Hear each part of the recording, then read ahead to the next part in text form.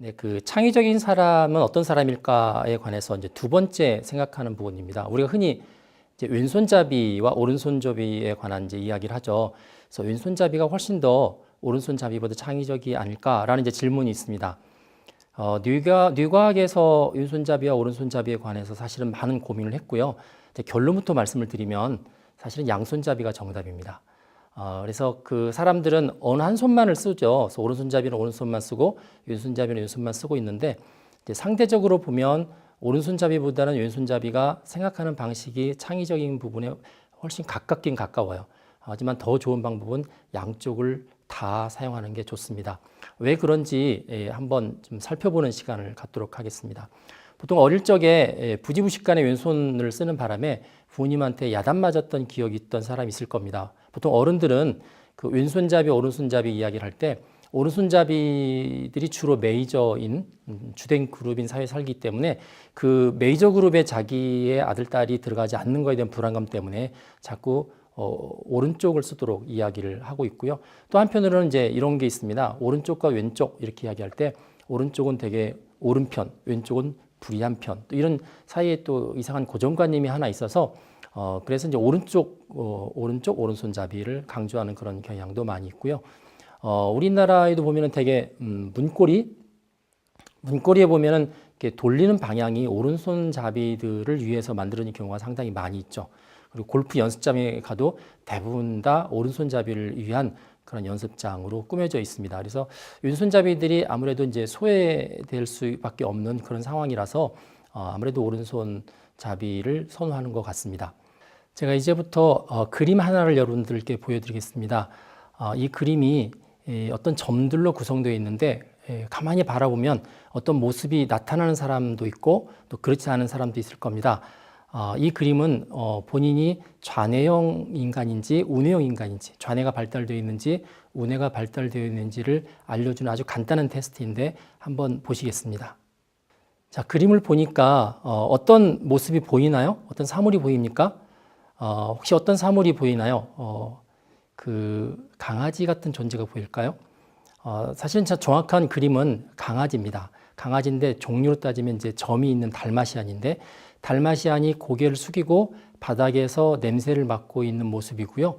그 머리는 저 뒤쪽을 향하고 있고 뒷다리가 앞쪽을 향하고 있는 그런 모습입니다. 자, 이 부분은 어떤 걸 테스트할 때 많이 사용을 하냐면 보통 좌뇌가 발달을 하게 되면 이 세세한 점들에 집중하는 경향이 굉장히 큽니다. 그래서 큰 부분을 놓치고 작은 부분들을 자세히 보는 특징이 있죠. 그래서 이 앞에 있는 그림을 통해서 달마시안 개를 찾지 못한 사람은 제가 이렇게 해답을 알려줬어도 아마 다시 봐도 찾지 못하실 가능성이 큽니다. 그런 경우는 이제 좌뇌가 상당히 많이 발달되어 있는 사람이고요. 반대로 전체적으로 큰 그림을 보면서 이거는 강아지다라고 깨닫는 사람은 이제 우뇌가 많이 발달되어 있는 사람이죠. 자, 이런 실험을 또 다른 형태로도 과학자들이 많이 했습니다. 이 델리스라는 이제 학자가 역시 이제 실험을 했는데 또 하나의 그림을 잠깐 보도록 하겠습니다. 자, 그림을 보시면 두 줄의 그림이 나와 있죠. 맨 윗줄의 그림의 왼쪽 거를 잠깐 보겠습니다. 자, M자 모양으로 캐릭터들이 이렇게 문자들이 이렇게 쌓여져 있는데 M자 모양으로 쌓여져 있는 그 문자를 안에를 들여다보면 알파벳 마지막 알파벳 G죠. Z에 해당되는 G입니다. G가 M자 모양으로 있죠.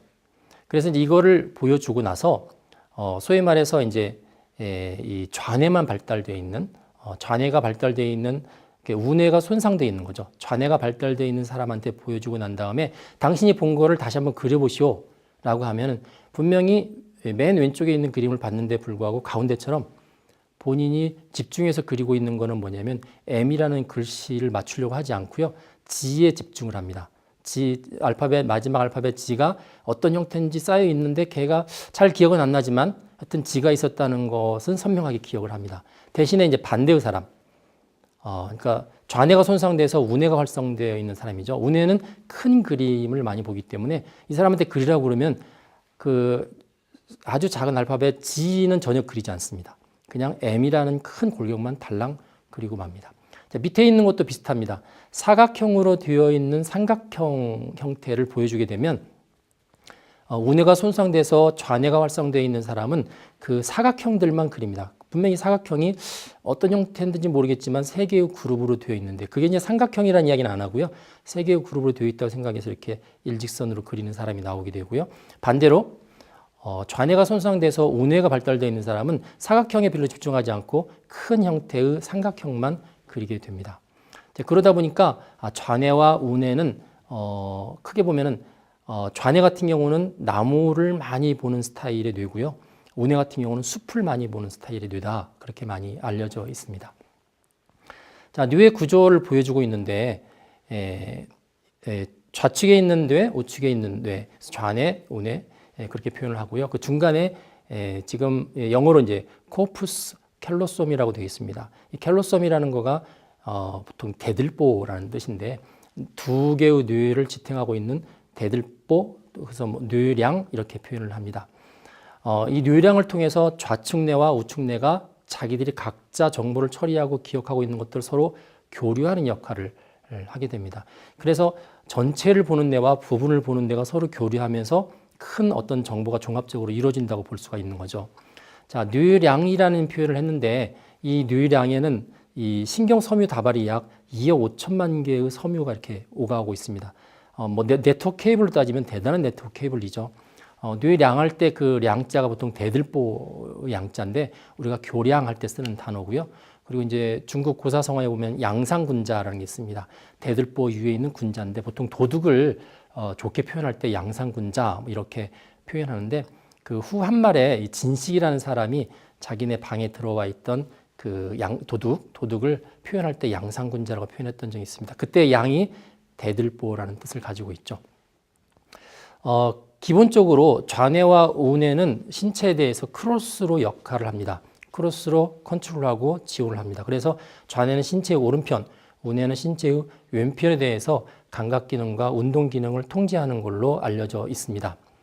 자, 좌뇌와 우뇌를 하나씩 비교하면서 한번 어떤 차이점이 있는지 한번 알아보겠습니다. 방금 말했듯이 좌뇌는 오른손이라든지 오른쪽을 이제 주관하고요. 우뇌는 왼쪽과 왼손을 주관을 합니다.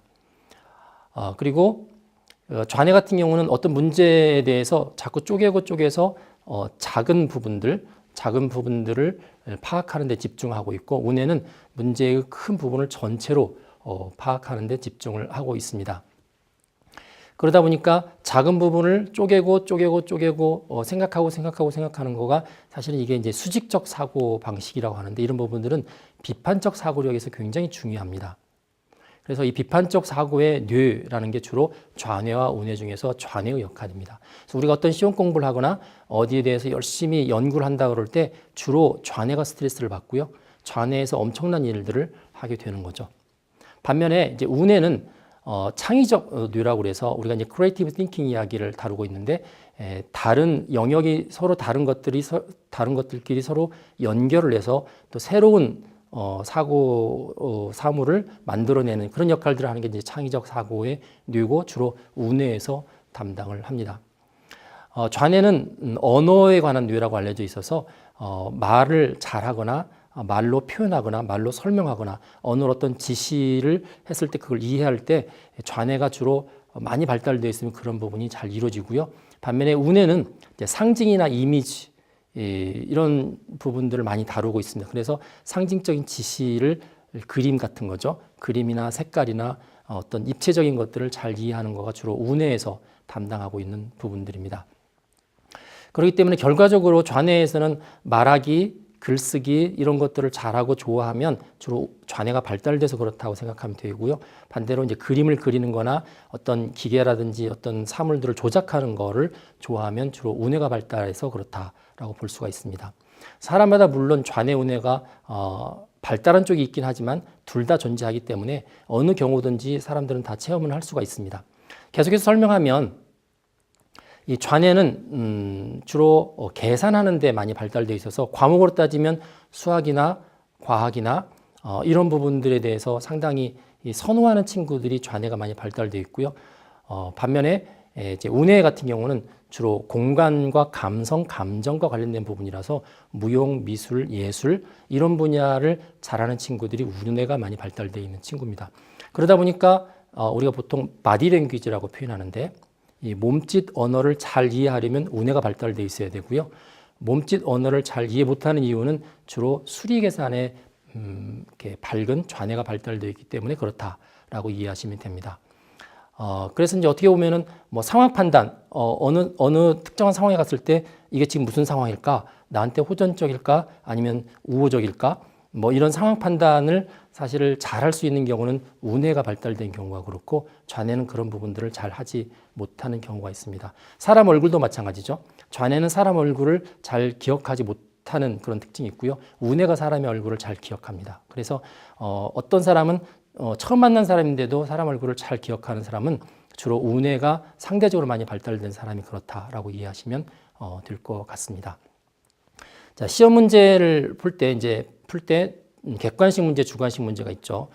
주로 좌뇌는 주로 계산적이고 아까 말씀드렸듯이 계산적이고 비판적이고 논리적이기 때문에 주로 객관식 답이 딱딱딱 떨어지는 객관식 문제를 상당히 선호하고 객관식 형태를 갖는 질문들을 또 잘 푸는 그런 특징이 있고요. 반면에 우뇌는 주관식 문제를 선호하고 또 주관적으로 답변하는 것을 잘 지원하는 그런 뇌라고 알려져 있습니다. 논리적인 해결을 하는 게 좌뇌고 반면에 직감적이고 즉흥적인 해결을 하는 거가 바로 우뇌입니다. 논리적인 해결하다 보니까 확실한 정보를 선호하는 게 좌뇌입니다. 그리고 직관적인 해결을 하는 우뇌다 보니까 불확실한 정보를 오히려 선호하는 게 바로 또 우뇌가 될 수 있습니다. 시간의 개념을 놓고 볼까요? 좌뇌 같은 경우는 시간의 흐름에 대해서 아주 민감합니다. 시간 개념이 철저하고요. 그래서 어떤 일을 되게 시간에 의해서 천천히 느리게 처리하는 데 있어서는 좌뇌가 많이 동원이 됩니다. 반면에 시간 개념이 굉장히 적고 빠르게 동시에 여러 가지 일을 처리할 때는 우뇌가 상당히 많은 부분들을 기여를 하고 있고 또 우뇌가 발달된 사람이 그런 쪽을 잘 처리하게 됩니다. 일반적으로 이제 남자와 여자를 또 비교를 하게 되는데요. 남자와 여자를 비교를 해보면은 주로 뇌 쪽으로 보면은 여자가 우뇌 쪽이 조금 더 많이 발달되어 있고 뇌량도 훨씬 남자보다 두껍다라고 많이 알려져 있습니다. 그래서 이런 부분들에 대해서는 뭐 이제 통계적인 부분이라 절대적인 건 아니고요. 남자와 여자의 뇌 구조에 의해서 갖게 되는 특성들이 좀 다를 수 있다는 것을 보여줍니다. 그런데 이제 저희가 그 창의적 사고를 할 때 비판적 사고 이야기를 한 적이 있어요. 비판적 사고와 창의적 사고는 대립되는 게 아니다라는 이야기를 했었죠. 그 우뇌적 사고가 창의적 사고에서 꼭 필요한 게 아니라 좌뇌적 사고, 비판적 사고도 역시 필요한 겁니다. 그래서 비판적 사고가 충분히 이루어지고 그리고 나서 우뇌에 의한 창의적 사고가 또 충분히 이루어졌을 때 우리가 원하는 결과가 상당히 잘 나오는 거죠. 이 경우에 이제 뇌량이 상당히 중요한 역할을 하게 됩니다.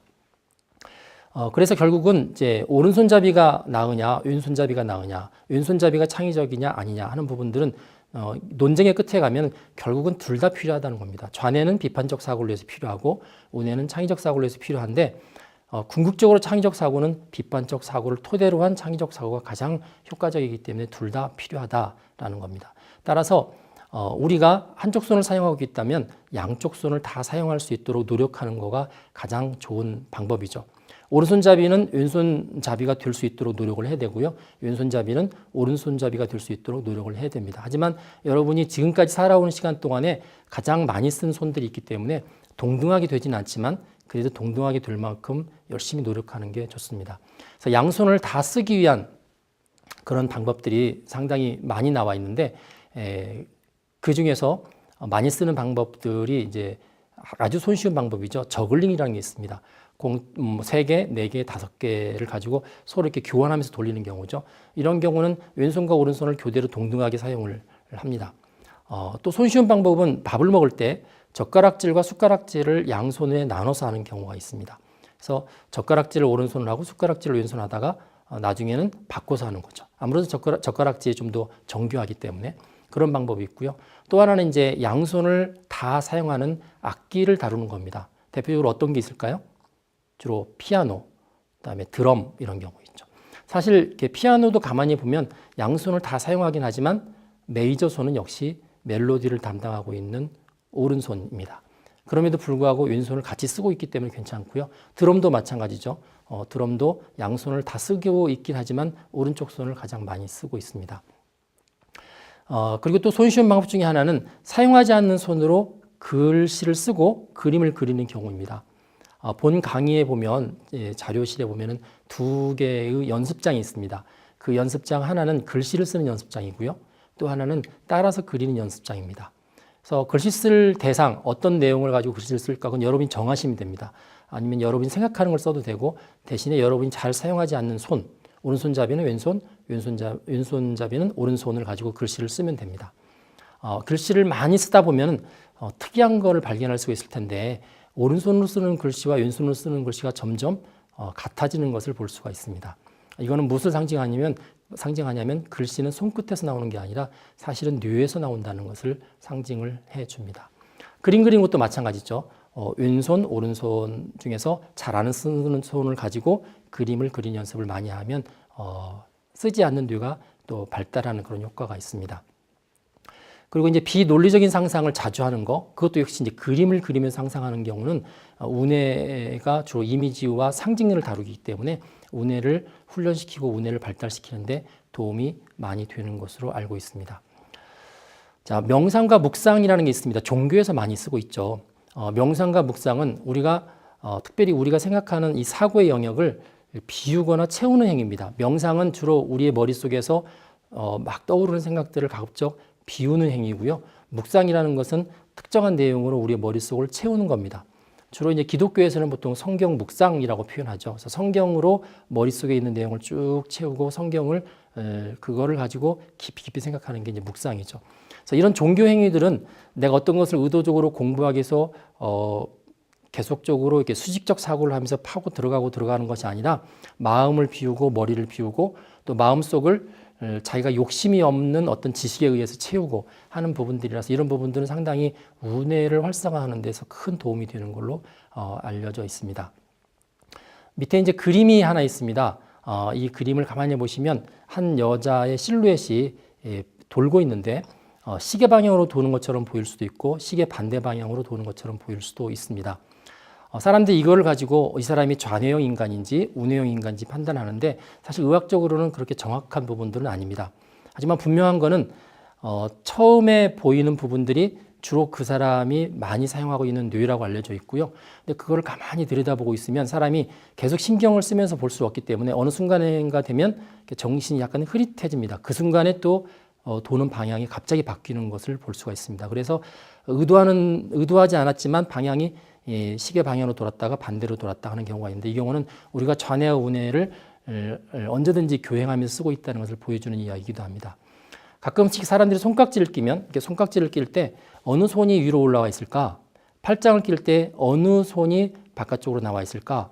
그게 주로 두 뇌 중에서 우성인 뇌를 판가름해 줍니다. 되게 올라와 있는 쪽, 바깥쪽에 있는 쪽이 우성이죠. 그래서 오른쪽이 올라와 있으면 주로 좌뇌를 많이 쓰고 있는 사람이다라고 볼 수가 있습니다.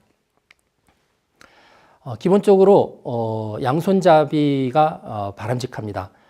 그래서 비판적 사고와 창의적 사고를 논의할 때 비판적 사고는 주로 좌뇌에서 창의적 사고는 주로 우뇌에서 주관하고 있기 때문에 이 둘 다 발달하는 것이 바람직하다는 게 이제 결론입니다. 여러분들이 어느 손을 쓰고 있든지 그 손은 분명히 여러분들에 있어서 가장 이렇게 주도적으로 쓰고 있는 손이고 그 반대쪽 뇌가 발달되어 있는데 이제부터는 여러분들이 쓰지 않는 손, 여러분들이 쓰지 않는 뇌에 대해서 훈련시키는 그런 과정이 필요합니다.